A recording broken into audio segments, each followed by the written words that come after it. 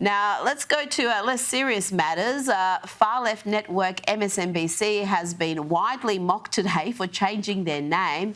They're now going to be called MS Now, which stands for My Source News Opinion World.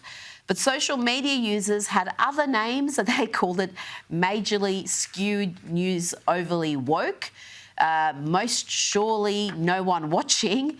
They were both popular on X, as well as BS Now instead of MS Now. Ami, why the rebrand? Why are they going down this road? Yeah, it sounds like Ms. Now, like some kind of feminist version of Mr. Right Now. I don't know. It just sounds very bizarre. The branding just kind of sucks. Look, it reminds me of when the WNBA about 12 years ago decided to change the color of its ball from traditional brown leather to, gag me, oatmeal and orange, thinking that maybe the thought process was that will help the ball get in the basket more. It didn't. Spoiler alert. It sounds like MSNBC is doing that they hope that they will get better ratings. Rita, I don't think I have to point out to you that your show on YouTube gets many more views than Rachel Maddow's show on YouTube, right? Their most popular show on MSNBC. Not to mention that Fox News has 3 times the audience as MSNBC, both in prime time and throughout the day. So they're trying to grab something to change the dynamics here because they haven't been working in the past. Now, that's the real reason. The official reason is that, well, Comcast, the parent company of NBC Universal, is spinning off its cable assets into a separate entity, public entity called Versant, also a stupid name, because they're trying to gather as much value as they can from a declining asset. That asset is linear television. And also they want to make a distinction because MSNBC and NBC News are no longer sharing news gathering and no longer sharing assets. So that's the official reason. What's the real reason? You decide. Now, earlier today, President Trump met with Ukrainian President Volodymyr Zelensky and European allies at the White House to discuss an end to the Russian-Ukrainian war. And Italian Prime Minister Giorgia Meloni praised President Trump for his leadership, noting something has changed.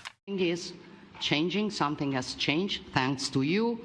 Thanks also to the stalling in the battlefield, which was achieved with the bravery of Ukrainians and with the unity that we all provided to Ukraine. But the Italian Prime Minister could barely hide her contempt for the German Chancellor. Just watch this, watch her eyes. And let's try to put pressure on Russia, because the credibility of these efforts we are undertaking today are depending on at least a ceasefire from the beginning of the serious negotiations from next step on. So I would like to emphasize this. Ami, these talks came after President Trump's Alaska summit with Russian President Vladimir Putin 3 days ago. How do you see these latest developments? Yeah, no, Meloni's right. A lot has changed. President Trump has done more in 200 days than Joe Biden did in 4 years.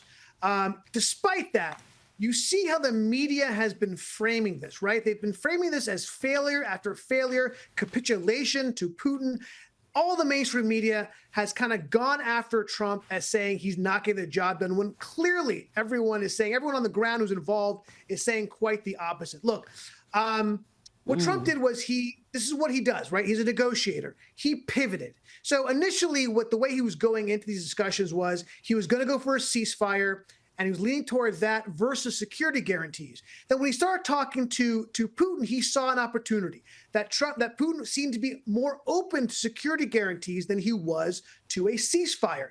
And look, that's why he's been going after security guarantees. I get why Ukraine values that very, very highly. And the reason why they do, I get it, is because when they were coming out of the break of the Soviet Union, there was something called the Budapest Memorandum, something that I don't think we've talked about enough. It was the West, the United States and Europe, gave to Ukraine an assurance of national sovereignty if you give up your nuclear weapons. We will make sure that your borders will stay secure against the predation of Russia. And of course, we just blew that off. And when Russia rolled in, Europeans did nothing, essentially. And under democratic administrations, they did nothing. So I understand why Ukrainians are looking and want that specifically. And that's what Trump is trying to offer them. But at the same time, look, I want to make sure we should be very careful about security guarantees and what they are, because I don't want to have, I'm a huge supporter of NATO. I don't want them in NATO. I'm sorry, huge supporter of Ukraine. I don't want them in NATO and have an Article 5 type protection, because we don't know what Ukraine could be like several years from now. Just to point out a couple things. In 2004, Ukraine was pro-Russian, right? And then in 2010, they switched, became pro-Western. 2014, back to pro-Russian, and now they're pro-Western. So look, we have to be careful because we don't know what Ukraine will be 4, 5, 10 years now. They changed a number of times over the last 25 years. So we need to be careful. But I think that's the way, the path we're going down is the path forward. Now, Ami, I want to play you a hot mic moment that many found fascinating. That's all we ask for, is fairness with the media. Thank you all very much. Appreciate it. Thank you very much.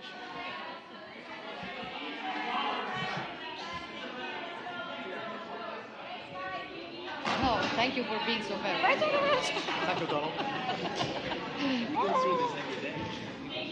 All the time. But he loves it. He loves it. For he does it always. I never want to speak with my friends. She says she never wants to speak to her press, Ami. I can't say I blame her. And there was a lighter moment in today's meeting with President Zelensky and Donald Trump, and President Zelensky's attire was noted.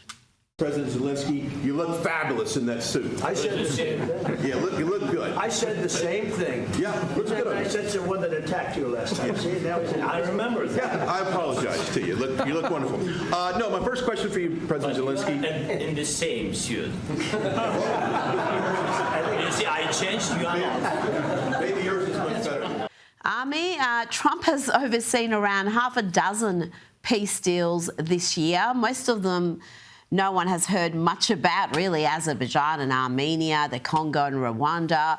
But this is a war, the Ukrainian-Russian war, that the West, and including Americans, have been deeply invested in from the start. Can you realistically see an end to it?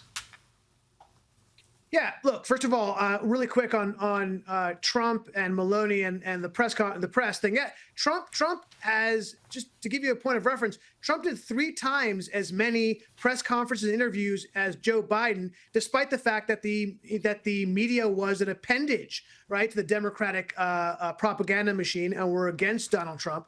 No, he loves going up to the press. He loves the challenge. He wants to change them. He frankly likes, between you and me, he likes to have the adulation of the press when he can, the mainstream press in particular. Look, when it comes to this particular conflict, you know, it's so funny. You know, you mentioned a couple of conflicts, and I don't want to pass through them without go into more detail, because it's important stuff. I was in Rwanda. I was in Azerbaijan. I saw firsthand the level of the hatred that these two sides had for each other. And for them to come to a peace deal now, after years and years of war and hatred, is nothing to be passed over lightly. Those are significant things. Oh, no. Not to mention the Abraham Accords that he put together, right? And the fact that he took 2 even more implacable enemies, the Gulf states and Israel, to come to a peace deal. Yet, did he win Nobel Peace Prize? No, of course not. In fact, one of the Nobel Peace Prize committee members specifically called out Trump and said, I hate his immigration policy, right? When they don't really talk out. No, he has a track record of bringing implacable enemies together to create peace. So do I think peace will come during his 4 years between Putin and Ukraine? Absolutely, I do. And I don't think he'll get an iota of credit for it.